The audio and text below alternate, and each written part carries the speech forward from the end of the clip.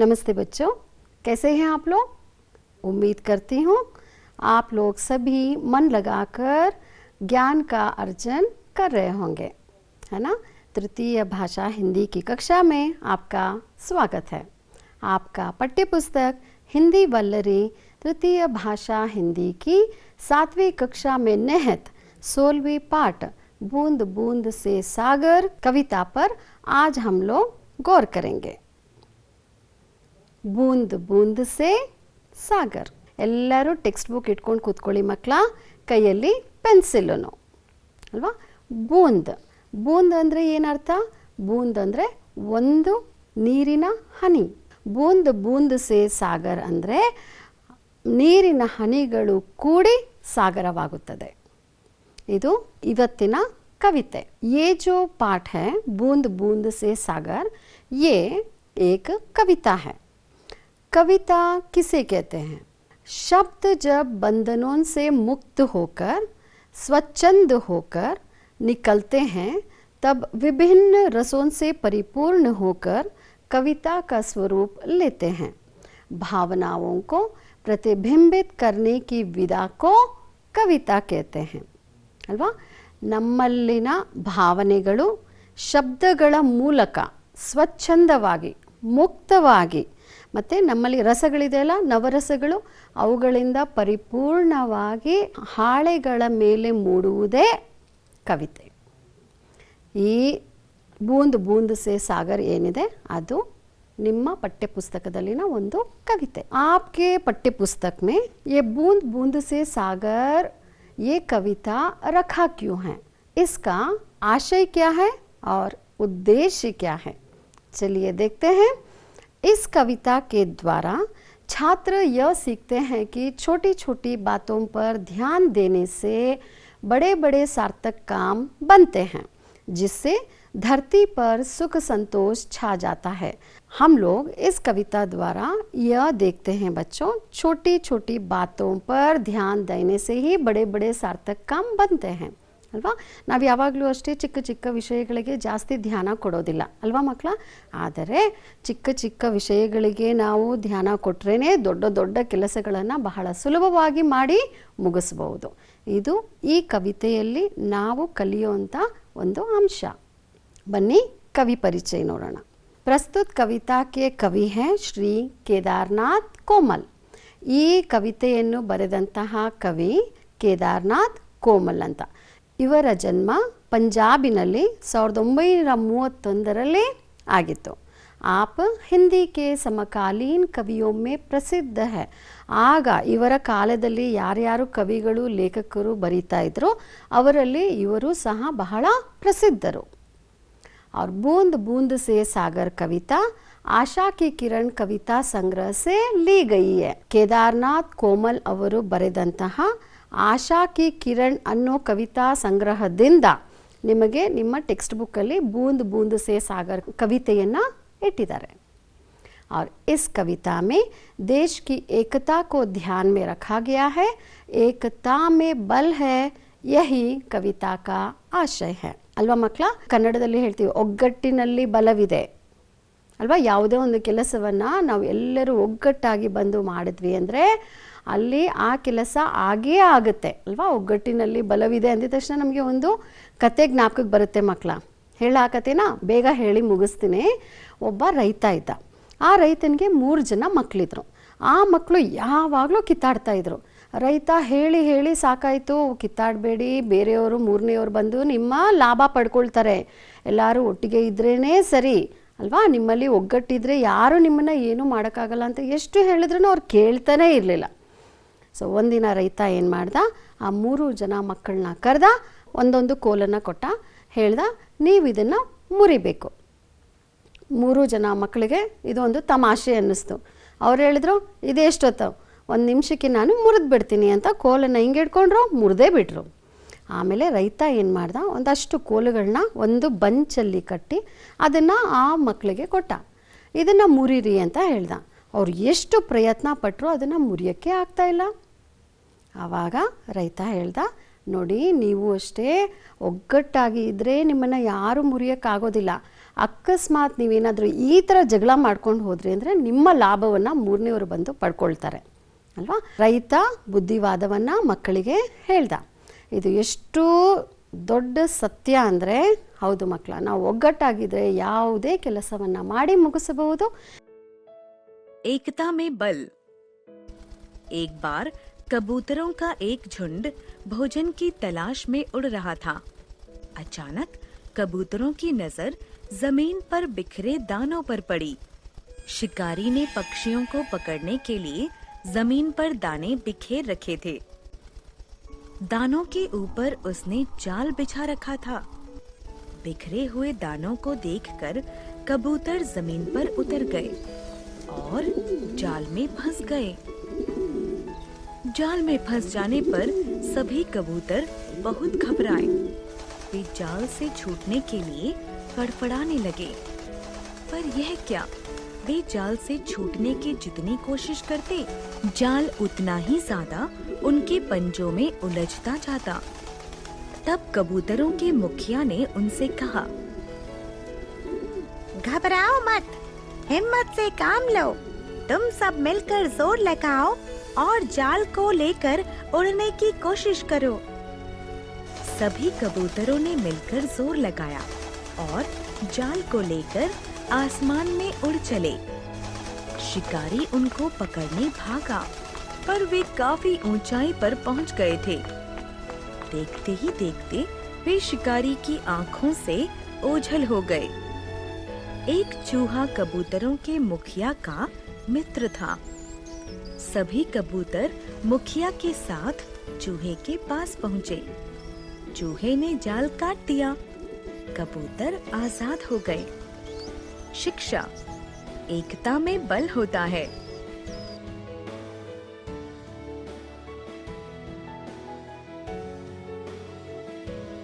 हिंदी में हम लोग कहते हैं एकता में बल है। आज के कविता में हम लोग इसी को सीखने जा रहे हैं।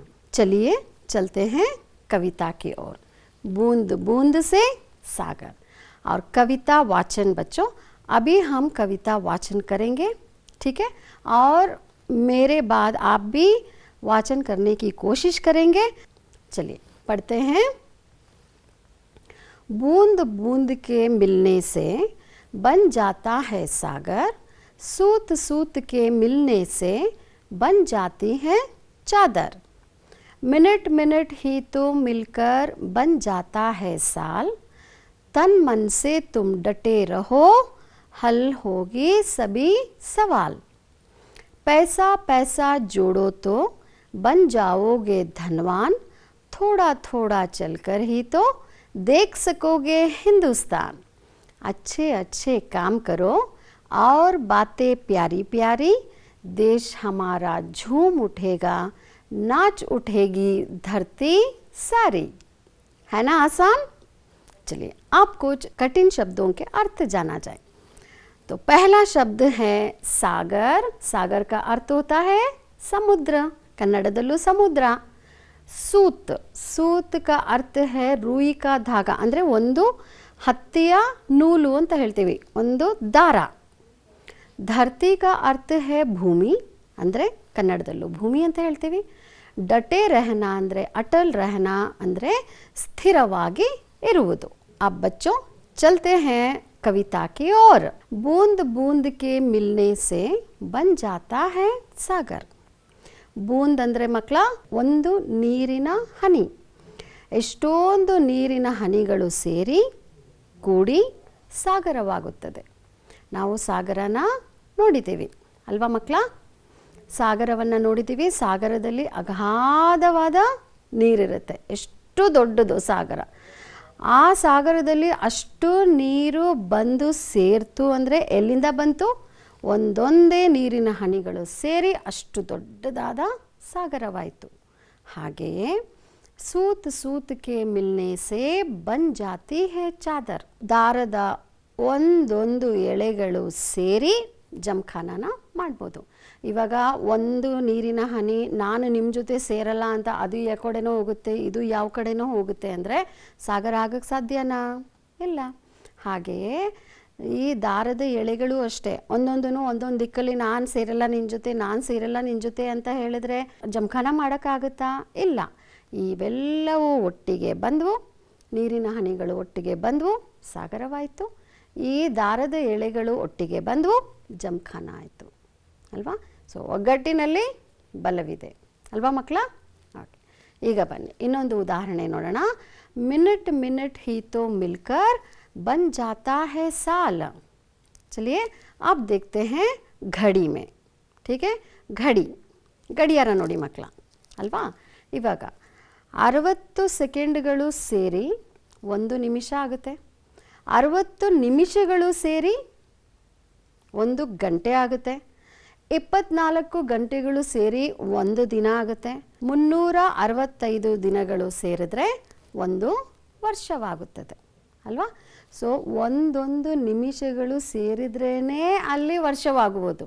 ಹಾಗೆಯೇ तन मन से तुम डटे रहो हल होंगे सभी सवाल.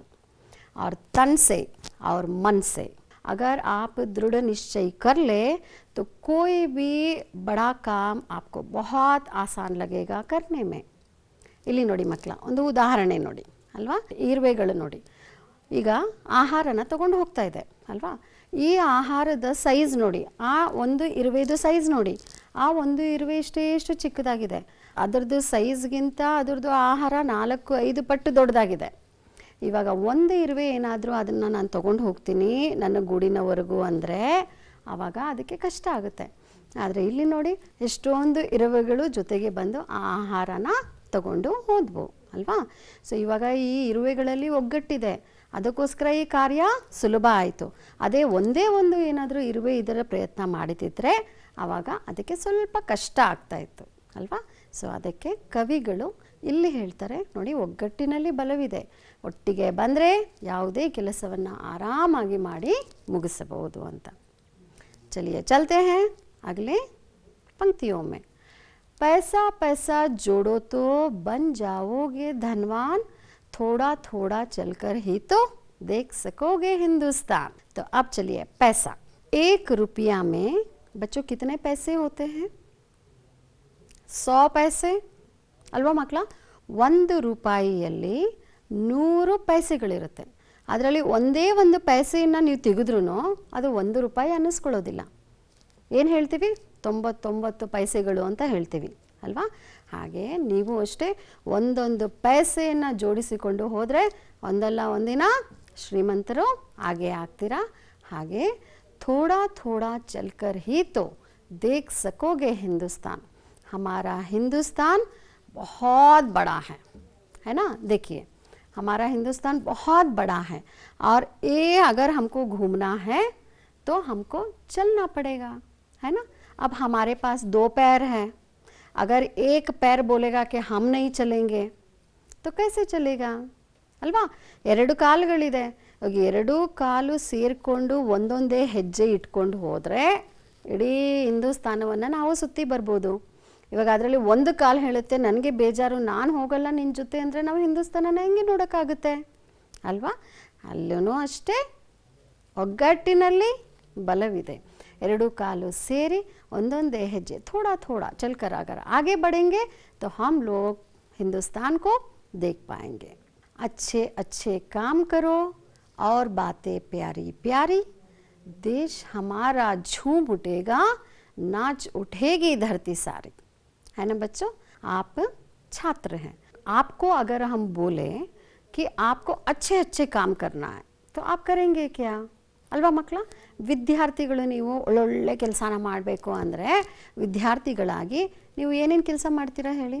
ಬೆಳಿಗ್ಗೆ ಬೇಗ ಎದ್ದೊಳ್ಬೇಕು, ಬ್ರಷ್ ಮಾಡಬೇಕು, ಸ್ನಾನ ಮಾಡಬೇಕು, ಪೂಜೆ ಮಾಡಬೇಕು, ಆಮೇಲೆ ಸ್ಕೂಲಿಗೆ ಹೋಗಬೇಕು, ಪಾಠಗಳನ್ನ ಓದಬೇಕು, ಸಾಯಂಕಾಲ ಬಂದು ಹೋಮ್ವರ್ಕ್ ಮಾಡ್ಕೋಬೇಕು, ಆದಷ್ಟು ತಂದೆ ತಾಯಿಗಳಿಗೆ ಹೆಲ್ಪ್ ಮಾಡಬೇಕು. ಹಾಗೆ ನಾವು ಎಲ್ಲರೊಡನೆ ಪ್ರೀತಿಯಿಂದ ಮಾತಾಡಿದ್ರೆ ಆಗ ಎಲ್ಲ ಕಡೆ ಸುಖ ಶಾಂತಿ ಇರುತ್ತೆ ಅಲ್ವಾ? ಒಳ್ಳೆಯ ಕೆಲಸಗಳನ್ನು ಮಾಡೋಣ, ಪ್ರೀತಿಯಿಂದ ಎಲ್ಲರ ಜೊತೆ ಮಾತಾಡೋಣ, ಅದು ನಮ್ಮ ದೇಶಕ್ಕೂ ಒಳ್ಳೆಯದು ಅಲ್ವಾ? ನಮ್ಮ ಭಾರತ ಮಾತೆ ಅಂತೂ ಖುಷಿಯಿಂದ ನೃತ್ಯವನ್ನೇ ಮಾಡೋಕ್ಕೆ ಶುರು ಮಾಡಿಬಿಡ್ತಾರೆ. ದೇಶ್ ಹಮಾರಾ ಜೂಮ್ ಹುಟೇಗಾ, ನಾಚ್ ಉಠೇಗಿ ಧರ್ತಿ ಸಾರಿ ಅಲ್ವಾ. ಒಳ್ಳೊಳ್ಳೆಯ ಮಾತುಗಳನ್ನು ಆಡೋಣ, ಪ್ರೀತಿಯಿಂದ ನಡ್ಕೊಳ್ಳೋಣ, ಎಲ್ಲರಿಗೂ ಸಹಾಯ ಮಾಡೋಣ ಅಲ್ವಾ. ಒಳ್ಳೊಳ್ಳೆಯ ಕಾರ್ಯಗಳನ್ನು ಮಾಡ್ತಾ ಇದ್ದರೆ ನಮ್ಮ ಭಾರತವೂ ಸಹ ಝೂಮುಟೇಗಿ ಅಂದರೆ ನಮ್ಮ ಭಾರತ ಮಾತೆ ಸಹ ಸಂತೋಷದಿಂದ ನೃತ್ಯವನ್ನೇ ಮಾಡೋಕ್ಕೆ ಶುರು ಮಾಡಿಬಿಡ್ತಾರೆ ಅಲ್ವಾ. ಅದೇ ರೀತಿ ಇಡೀ ಪ್ರಪಂಚದಲ್ಲಿ ಶಾಂತಿ ನೆಲೆಸಿರುತ್ತೆ. ಅದಕ್ಕೆ ಕವಿಗಳು ಹೇಳ್ತಾರೆ, ಒಟ್ಟಾಗಿ ಬಂದರೆ ಮಾತ್ರ ಇದು ಸಾಧ್ಯ ಅಲ್ವಾ ಮಕ್ಕಳ. ನಮ್ಮ ಭಾರತದಲ್ಲಿ ಅನೇಕ ಧರ್ಮದ ಜನರಿದ್ದಾರೆ, ಅವರೆಲ್ಲರೂ ಒಟ್ಟಾಗಿ ಬರಬೇಕು ಅಲ್ವಾ. ಪ್ರೀತಿಯಿಂದ ಸಹಬಾಳ್ವೆಯನ್ನು ನಡೆಸಬೇಕು. ಆವಾಗ ಈ ಭಾರತವು ಒಂದಾಗಿರುತ್ತೆ. ಮತ್ತು ನಾವು ಭಾರತದವರು ವಿಶ್ವ ಶಾಂತಿಯನ್ನು ಪ್ರಸಾರ ಮಾಡುವಂತಹ ಜನ. ನಾವು ಇಡೀ ವಿಶ್ವದಲ್ಲಿಯೂ ಸಹ ಶಾಂತಿಯು ನೆಲೆಸಿರುತ್ತದೆ. ಈ ರೀತಿ ನಮ್ಮ ದೇಶವನ್ನು ನಾವು ಯಾವಾಗಲೂ ಎತ್ತಿ ಹಿಡಿಯೋಣ. तो बच्चों, आप तो समझ गए होंगे कविता का आशय, है ना. कवि कहते हैं एकता में बल है, इसीलिए सब लोग साथ में रहिए. चलिए अब चलते हैं प्रश्नोत्तर की और व्याकरण की ओर. अब यहाँ पे ಮಕ್ಕಳ ಟೆಕ್ಸ್ಟ್ ಬುಕ್ ತೆಗೆದುಕೊಳ್ಳಿ, ಪೆನ್ಸಿಲ್ ಕೈಯಲ್ಲಿ ಇಟ್ಕೊಳ್ಳಿ, ಆದಷ್ಟು ಬರ್ಕೊಳ್ಳಿ ಆಯಿತಾ. ಆನ್ಸರ್ಸ್ನ ಬರ್ಕೊಂಡು ಹೋಗಿ. तो इन प्रश्नों के उत्तर लिखना है, ठीक है. सागर कैसे बनता है? सागर ಯಾವ ಥರ ಆಗುತ್ತೆ? ಬೂಂದ್ ಬೂಂದ್ ಸೇ ಮಿಲ್ಕರ್ ಸಾಗರ್ बनता है. ಒಂದೊಂದು ನೀರಿನ ಹನಿಗಳು ಸೇರಿ ಸಾಗರವಾಗುತ್ತದೆ. ಹಮ್ ಧನ್ವಾನ್ कैसे बन सकते हैं? ಶ್ರೀಮಂತರು ಹೆಂಗಾಗ್ತೀವಿ? एक एक पैसे को जोड़कर हम धनवान बन सकते हैं. ಒಂದೊಂದೇ ಪೈಸೆನ ನಾವು ಕಲೆಕ್ಟ್ ಮಾಡ್ಕೊಂಡು ಹೋದರೆ ನಾವು ಶ್ರೀಮಂತರು ಆಗ್ತೀವಿ. ಸಾಲ್ कैसे बनता है? ಸಾಲ್ ಅಂದರೆ ವರ್ಷ. ಒಂದು ವರ್ಷ ಹೆಂಗಾಗುತ್ತೆ? मिनट मिनट ही तो मिलकर साल बनता है. और 4वां प्रश्न, हिंदुस्तान की यात्रा कैसे करोगे? थोड़ा थोड़ा चलकर ही तो हिंदुस्तान की यात्रा करेंगे, ठीक है. अब चलिए और एक व्याकरण की ओर चलते हैं. अब चलते हैं जोड़ कर लिखिए, ठीक है. जोड़ कर लिखिए की ओर. अब जो कविता के पंक्तियां हैं उसी को इस तरफ के कविता के पंक्तियों से मिलान करना है, ठीक है. बूंद बूंद के मिलने से क्या बनता है? बन जाता है सागर. और दूसरा, मिनट मिनट ही मिलकर क्या बनता है? बन जाता है साल. और पैसा पैसा जोड़ो तो बन जाओगे धनवान. और अच्छे अच्छे काम करो और बातें प्यारी प्यारी. अब यहाँ देखिए बच्चों, सही वर्णों से खाली जगह भरना है, ठीक है. अब ये जो व्याकरण है आपका पर्यायवाची शब्द के लिए उदाहरण है, ठीक है. पर्यायवाची शब्द ಅಂದರೆ ಏನು ಮಕ್ಕಳ? ಒಂದು ವಸ್ತುವಿಗೆ ಅನೇಕ ಹೆಸರುಗಳಿರುತ್ತೆ. ಇವಾಗ ಸೂರ್ಯನ ತಗೊಳ್ಳೋಣ, ಓಕೆ. ಸೂರ್ಯನಿಗೆ ಇನ್ನೂ ಅನೇಕ ಹೆಸರುಗಳಿವೆ. ರವಿ ಅಂತ ಕರಿತೀವಿ, ಭಾನು ಅಂತ ಕರಿತೀವಿ, ಭಾಸ್ಕರ ಅಂತ ಕರಿತೀವಿ, ದಿನಕರ ಅಂತ ಕರಿತೀವಿ ಅಲ್ವಾ. ನೋಡಿ ಎಷ್ಟೊಂದು ಹೆಸರುಗಳು ಸೂರ್ಯನಿಗೆ. ಅದೇ ರೀತಿ ಇಲ್ಲಿಯೂ ಸಹ ಕೆಲವು ಶಬ್ದಗಳಿವೆ. ಆ ಶಬ್ದಗಳಿಗೆ ಸಮಾನಾರ್ಥಕ ಶಬ್ದಗಳನ್ನ ಬರೀಬೇಕು. ನಿಮಗೆ ಇಲ್ಲಿ ಸ್ವಲ್ಪ ಹಿಂಟ್ ಕೊಟ್ಟಿದ್ದಾರೆ. ನೀವು ಮಧ್ಯದಲ್ಲಿ ಒಂದೊಂದು ವರ್ಣಗಳನ್ನ ತುಂಬಿದ್ರೆ ಅದು ನಿಮಗೆ ಪರ್ಯಾಯವಾಚಿ ಶಬ್ದ ಸಿಗುತ್ತೆ. ಇವಾಗ ಮೊದಲನೇ ಉದಾಹರಣೆ ನೋಡಿ, ಇಲ್ಲಿ ಕೊಟ್ಟಿದ್ದಾರೆ ಪಾನಿ. ಪಾನಿಗೆ ಇನ್ನೊಂದೇನು ಹೇಳ್ತಾರೆ? ಜಲ್ ಅಂತ ಹೇಳ್ತಾರೆ ಅಲ್ವಾ. ಸೊ ಇವಾಗ ಎರಡನೇದು ಸಾಗರ್. सागर का पर्यायवाची शब्द क्या है? समुद्र. सही, समुद्र. अब हिंदुस्तान का और एक नाम भारत. सही. और धरती का और एक नाम भूमि. करेक्ट. आकाश का और एक नाम क्या हो सकता है? आसमान, है ना. तो ये है आपका पर्यायवाची शब्द. और चलते हैं, कोष्टक में से सही शब्द चुनकर खाली स्थान आपको भरना है, ठीक है. पहला प्रश्न, डैश पानी में रहती है और मछली, कोयल, बैल. मछली ಅಂದ್ರೆ ಮೀನು ನೀರಲ್ಲಿ ಇರುತ್ತೆ ಅಲ್ವಾ. दूसरा प्रश्न, एकता में डैश है, तो ब्रैकेट में आपको है फल, बल, जल. क्या है? एकता में बल है. सही. और तीसरा प्रश्न है, ಹಮಾರೆ ರಾಷ್ಟ್ರೀಯ ಝಂಡೆ ಮೇ ಡ್ಯಾಶ್ ರಂಗ್ ಹೈ. ನಮ್ಮ ರಾಷ್ಟ್ರದ ಧ್ವಜದಲ್ಲಿ ಮಕ್ಕಳ ಎಷ್ಟು ಬಣ್ಣಗಳಿವೆ? 3. ಕೇಸರಿ, ಬಿಳಿ ಮತ್ತು ಹಸಿರು. 3 ರಂಗ್ है. अब यहाँ पे देखिए, यहाँ है पानी में, ನೀರಿನಲ್ಲಿ, और पानी के बाहर रहने वाले प्राणियों का ವರ್ಗೀಕರಣ कीजिए. ಓಕೆ, ನೀರಿನಲ್ಲಿ ಇರುವಂತಹ ಪ್ರಾಣಿಗಳು ಹಾಗೆ ನೆಲದ ಮೇಲೆ ವಾಸಿಸುವಂತಹ ಪ್ರಾಣಿಗಳನ್ನು ನೀವು ಬೇರೆ ಬೇರೆ ಬೇರೆ ಮಾಡಬೇಕು. ಓಕೆ, ವರ್ಗೀಕರಣ ಮಾಡಬೇಕು, ಆ ಕಡೆ ಈ ಕಡೆ ಇಡಬೇಕು. ಸೊ ಈ ಕಡೆ ಇರೋದು ನೀರಲ್ಲಿರುವಂತಹ ಪ್ರಾಣಿಗಳ ಹೆಸರು, ಈ ಕಡೆ ಇರೋದು ನೀರಿನಿಂದ ಹೊರಗೆ ಜೀವಿಸುವಂತಹ ಪ್ರಾಣಿಗಳ ಹೆಸರನ್ನ ನೀವು ಇಡಬೇಕು. ಆಯಿತಾ, ಮಾಡೋಣ. ಓಕೆ, ಪಹಲಾ ಶಬ್ದ ಹೇ ಮಚ್ಲಿ. ಮಚ್ಲಿ ಅಂದರೆ ಮೀನು. तो मीनू ಎಲ್ಲಿರುತ್ತೆ? पानी में कि पानी के बाहर?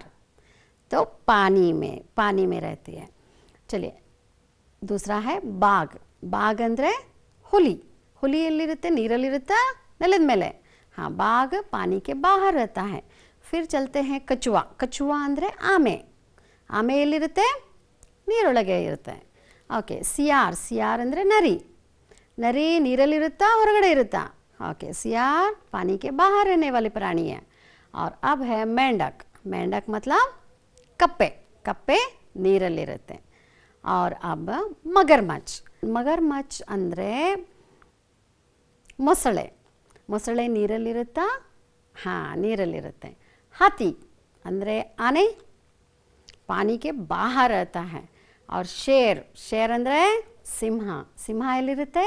ನೀರಿನಿಂದ ಹೊರಗಿರುತ್ತೆ. ಬಿಲ್ಲಿ. ಬಿಲ್ಲಿ ಅಂದರೆ ಬೆಕ್ಕು. ಬೆಕ್ಕು ಸಹ ನೀರಿಂದ ಹೊರಗಿರುತ್ತೆ, ನೆಲದ ಮೇಲಿರುತ್ತೆ. ಇವಾಗ ಕೇಕಡ. ಕೇಕಡ ಅಂದರೆ ಏಡಿ. ಏಡಿ ಎಲ್ಲಿರುತ್ತೆ? ನೀರಿನ ಒಳಗಿರುತ್ತೆ. ಗಾಯ್ ಹಸು. ಹಸು ನೆಲದ ಮೇಲೆ ಜೀವಿಸುವಂತಹ ಪ್ರಾಣಿ. ಹಾಗೆಯೇ ಆಕ್ಟೋಪಸ್.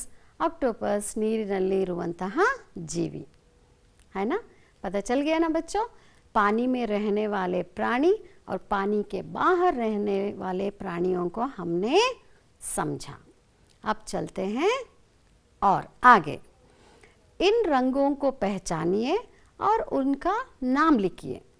ಓಕೆ, ಇವಾಗ ಫಸ್ಟ್ ಕನ್ನಡದಲ್ಲಿ ಮಾಡಿಬಿಡೋಣ. ಆಯಿತಾ? ಕನ್ನಡದಲ್ಲಿ ಬಣ್ಣಗಳ ಹೆಸರನ್ನ ಹೇಳಬೇಕು ನಾವು. ಓಕೆ, ಅದಕ್ಕೆ ಹೇಳ್ತಾರೆ ಕಪ್ಪು, ಆಮೇಲೆ ಕೇಸರಿ ಬಣ್ಣ, ಮತ್ತು ಇದು ಕೆಂಪು ಬಣ್ಣ, ಇದು ಬಿಳಿ ಬಣ್ಣ, ಹಸಿರು ಬಣ್ಣ ಮತ್ತು ನೀಲಿ ಬಣ್ಣ.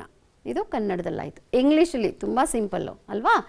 ಅದಾಗುತ್ತೆ black, orange, red, white, green and blue. अब बोलिए हिंदी में. हिंदी में इन रंगों को किस नाम से बुलाया जाता है? तो पहला वाला है कौन सा? काला. काला अंदर ब्लैक. नेक्स्ट नारंगी. ऑरेंज को नारंगी बोलते हैं. और फिर रेड को लाल करके पुकारते हैं. और फिर वाइट. वाइट को सफ़ेद कहा जाता है. फिर ग्रीन. ग्रीन को हरा बोला जाता है. फिर होता है ब्लू. ब्लू को बोलते हैं नीला. अब बच्चों ये देखिए, नमूने के अनुसार लिखना है. ठीक है? अंग्रेजी में इसको बोलते हैं सफिक्स. ಸಫಿಕ್ಸ್ ಅಂದರೆ ಒಂದು ಶಬ್ದ ಇರುತ್ತೆ ಮಕ್ಕಳ.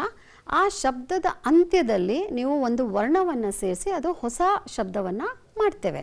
ಓಕೆ, ಅದಕ್ಕೆ ಕನ್ನಡದಲ್ಲಿ ಪ್ರತ್ಯಯ ಅಂತಾರೆ, ಹಿಂದಿನಲ್ಲೂ ಅಷ್ಟೇ ಪ್ರತ್ಯಯ ಅಂತಾರೆ. ಇವಾಗ ಇಲ್ಲಿ ನೋಡಿ, ಬೋಲ್ ಅಂತ ಇದೆ ಅಲ್ವಾ? ಬೋಲ್.